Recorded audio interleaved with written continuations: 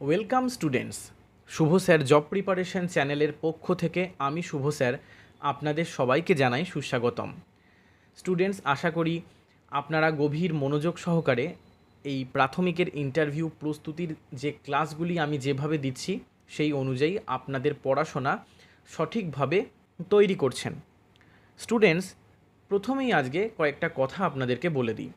আপনাদের হয়তো এখন মনে হতে পারে যে এখন নতুন কোনো নোটিফিকেশান নেই, এখন পড়াশোনা থাক, আবার কিছুদিন পর এই পড়াশোনা শুরু করা যাবে নোটিফিকেশান আসার পর।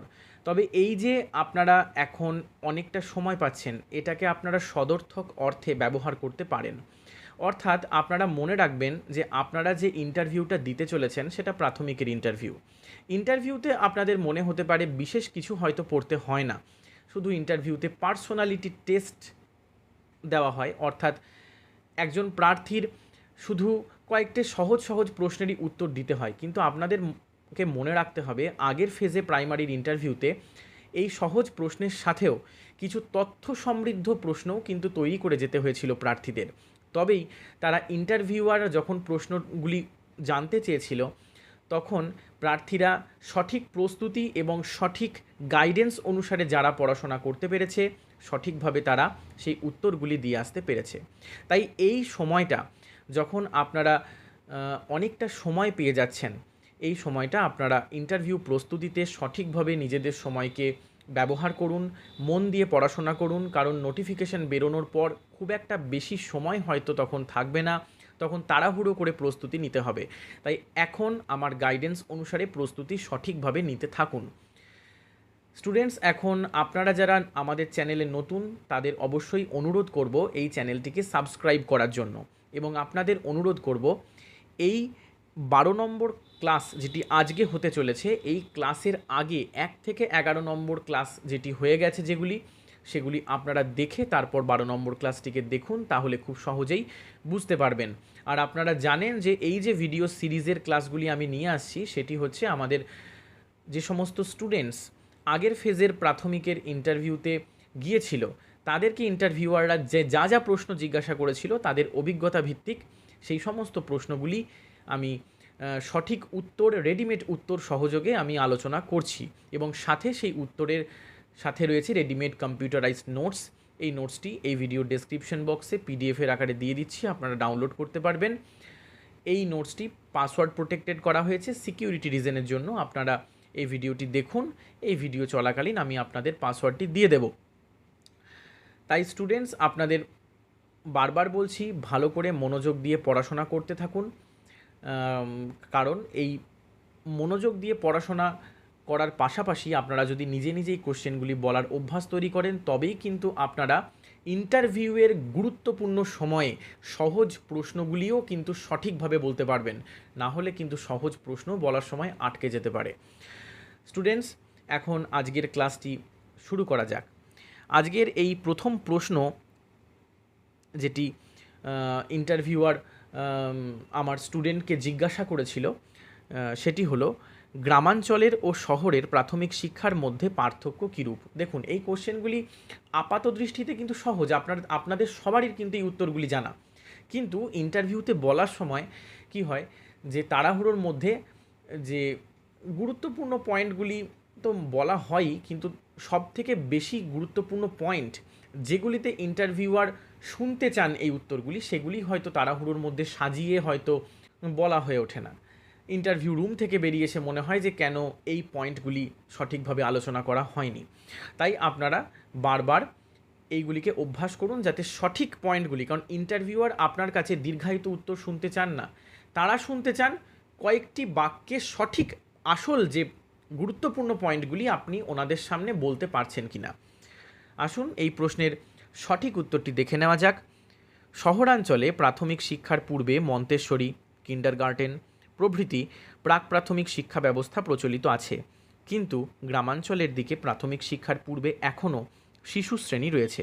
এছাড়াও গ্রামাঞ্চলে বিদ্যালয়ের সংখ্যা, উপযুক্ত উপকরণের পরিমাণ, পর্যাপ্ত শিক্ষকের সংখ্যা, বিদ্যালয়ের শিক্ষার্থীদের উপস্থিতির হার, পরিকাঠামোগত বৈশিষ্ট্য ইত্যাদির অনেক ঘাটতি দেখা যায় শহরাঞ্চলের তুলনায়।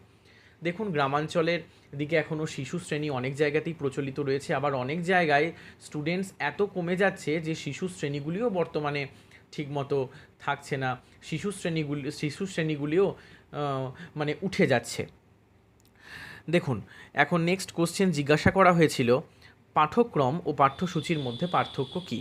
সঠিক উত্তরটি আমি বলে দিচ্ছি। শিক্ষার্থীর সমাজমুখী ব্যক্তিত্বের সুষম বিকাশ সাধনের জন্য সুনির্দিষ্ট, পূর্ব নির্ধারিত ও সুনির্বাচিত অভিজ্ঞতার সঞ্চয়নকে পাঠ্যক্রম বলে।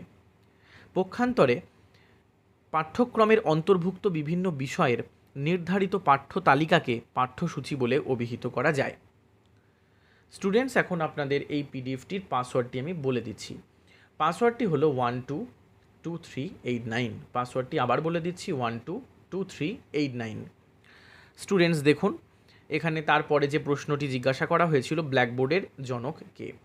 দেখুন, ব্ল্যাকবোর্ড এমনই একটা গুরুত্বপূর্ণ টিএলএম অর্থাৎ টিচিং লার্নিং মেটেরিয়াল, যেটি ছাড়া স্কুলের শিক্ষার কথা হয়তো ভাবাই যায় না, কারণ এই স্কুল শিক্ষার মধ্যে ব্ল্যাকবোর্ডের গুরুত্ব অনেক। তো আমাদের অনেকেরই হয়তো এই ব্ল্যাকবোর্ডের জনক কে সেটি হয়তো জানা নেই। আসুন এই প্রশ্নটির উত্তর জানার মাধ্যমে আমরা এই ব্ল্যাকবোর্ডের যে জনক তার সম্পর্কেও জেনে নেওয়া যাক। দেখুন, ব্ল্যাকবোর্ডের জনক সম্পর্কে সঠিকভাবে কিন্তু সেইভাবে কিছু উল্লেখ নেই, তবে এই প্রসঙ্গে ব্ল্যাকবোর্ড কোথায় প্রথম আবিষ্কার বলতে ব্ল্যাকবোর্ড প্রথম কোথায় পড়ানোর সময় চালু করা হয়েছিল সেটি আমরা জেনে নিতে পারি।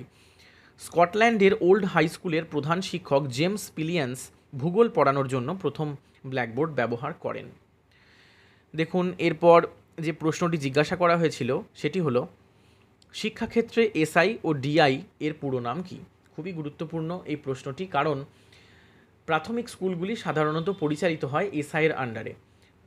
এসআই যে সমস্ত কাজগুলি সাধারণত করে থাকেন তার রিপোর্ট পেশ করেন ডিআই এর কাছে। তাই এই প্রশ্নের সঠিক উত্তরটি জেনে নেওয়া যাক। এসআই এর পুরো নাম হলো সাব ইন্সপেক্টর অফ স্কুলস, বাংলায় বলা হয় অবর বিদ্যালয় পরিদর্শক। আর ডিআই এর পুরো নাম হলো ডিস্ট্রিক্ট ইন্সপেক্টর অফ স্কুলস, বাংলায় বলা হয় জেলা বিদ্যালয় পরিদর্শক। এখন এই যে ডিআই আছে, ডিআই প্রাথমিকের ডিআই আলাদা, হাই স্কুলের ডিআই আলাদা, এইভাবে ডিআইদের কাজ ভাগ করা থাকে, ঠিক করা থাকে। দেখুন, এরপর যে পরবর্তী প্রশ্ন জিজ্ঞাসা করা হয়েছিল সেটি হলো, আপনি খেয়াল করলেন যে একটি শিশু রোজ, দেখুন এখানে একটি অনিচ্ছাকৃত একটি স্পেলিং মিস্টেক হয়ে গিয়েছে, এটি হবে রোজ। আমি প্রশ্নটি আবার পড়ছি। আপনি খেয়াল করলেন যে একটি শিশু রোজ দেরি করে বিদ্যালয়ে আসছে, এক্ষেত্রে আপনি কি ব্যবস্থা নেবেন? সঠিক উত্তরটি হলো, স্যার, প্রথমে আমি শিশুটির দেরি করে আসার কারণ খোঁজার চেষ্টা করব। যদি সে ইচ্ছাকৃত দেরি করে আসে তাহলে তাকে গল্পের ছলে নিয়মানুবর্তিতার গুরুত্ব সম্পর্কে বোঝাবো।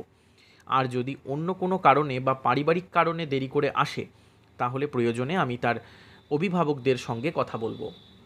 স্টুডেন্টস, আশা করি প্রত্যেকটি প্রশ্ন আমি সঠিকভাবে আলোচনা করেছি এবং উপস্থাপিত করেছি। এবার আপনারা পিডিএফটি ডাউনলোড করে আপনারা চাইলে আপনাদের নোটবুকে লিখে রাখতে পারেন, অথবা আপনারা চাইলে প্রিন্ট করতে পারেন।